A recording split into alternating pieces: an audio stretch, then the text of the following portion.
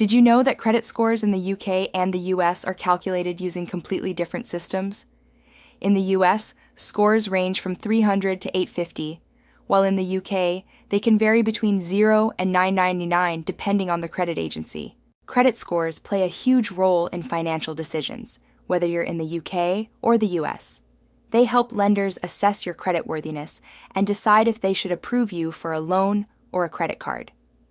A good credit score can unlock better interest rates and more favorable terms, while a poor score can make it tough to get approved for credit.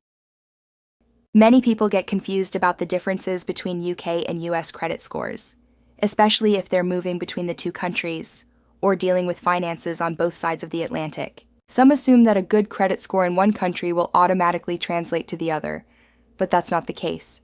The systems are distinct, and what counts as a good score in the UK might not be impressive in the US. The lack of understanding can lead to surprises, like being rejected for a loan or getting offered a higher interest rate than expected.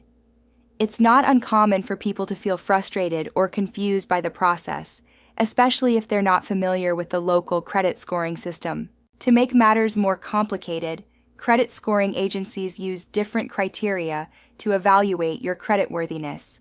In both countries, your payment history, credit utilization, and length of credit history are important factors. In the US, credit scores are calculated based on your debt-to-income ratio, credit mix, and new credit inquiries.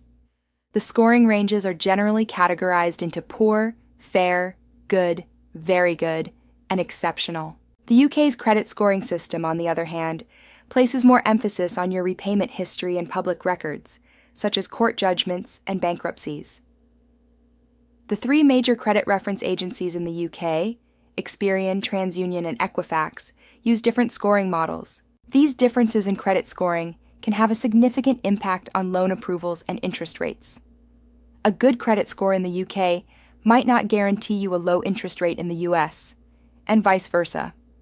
Understanding your credit score and how it's calculated can help you make informed decisions about your finances.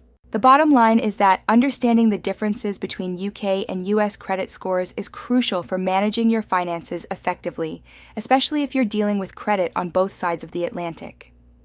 Being aware of these variations can help you avoid surprises and make better financial decisions. If you've had experiences with credit scores in either the UK or the US, we'd love to hear about them. Drop a comment below and share your story.